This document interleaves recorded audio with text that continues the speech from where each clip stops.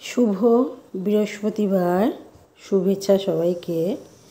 স্নান করে গাছে থেকে ফুল তুলে নিয়েছি, অনেক ফুল ফুটেছে, নয়নতারা, সাদা ফুল। আর এবার ঘরটা কিভাবে আমি প্রতিষ্ঠা করি সেটাই দেখাবো। তো প্রথমে ঘরটাকে এঁকে নিয়েছি ঘটি, আর তারপরে পানি দিয়েছি সিঁদুর 3টে ফোঁটা, কলাতে দিলাম, আর দিচ্ছি আমের পল্লবে, আর সুপুরি, ছোট্ট একটা সুপুরি ছিল, তা সেই সুপুরিতেও সিঁদুর দিয়ে নিয়েছি। আর এবার ঘটে দেব জল, ঘরটাকে পুরো ভর্তি করে দিতে হবে। আর একটা দিচ্ছি হর্তকি, আর এবার পল্লবটা দিয়ে দিলাম। দেব এরপরে পান, তারপরে দিয়ে দেব কলা, এরপরে দিয়ে দেবো একটা ছোট সুপুরি। পান দেওয়া হয়েছে, কলা আর সুপুরি দিয়েছি। আর এর মধ্যে দিয়েছি ধান, আর দিয়েছি 7টা দুর্ব।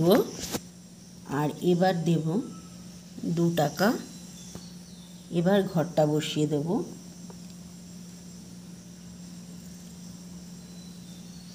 দেবে এরপরে ফুল।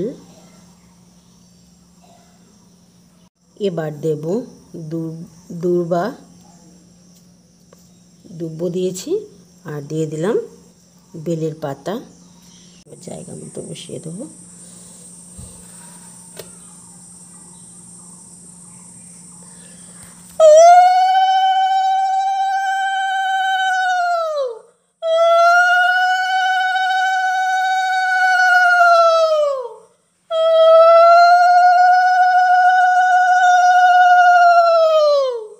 এদিকে প্রদীপ ধূপের কাঠিও জ্বালিয়ে নিয়েছিলাম।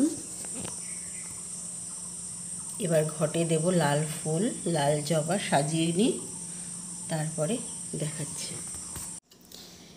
এবার একটু অগুরু দিয়ে দেব, খুব সুন্দর গন্ধ বেরোবে তার জন্য।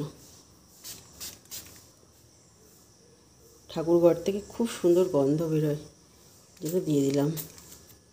ব্যাস, আর দেব না। মা লক্ষ্মী, মা গো।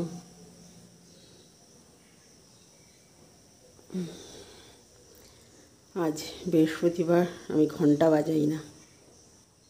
মা লক্ষ্মীবার, আমার ঘরে লক্ষ্মী আছে, এই জন্য আমি ঘন্টা বাজাই না।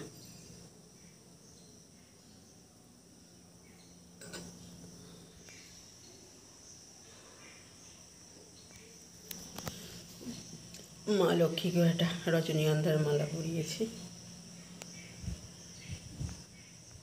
ভোলে বাবাকেও পরিয়েছি, শুধু মা সরস্বতীকে আর পড়াইনি। তো কেমন লাগছে বলো।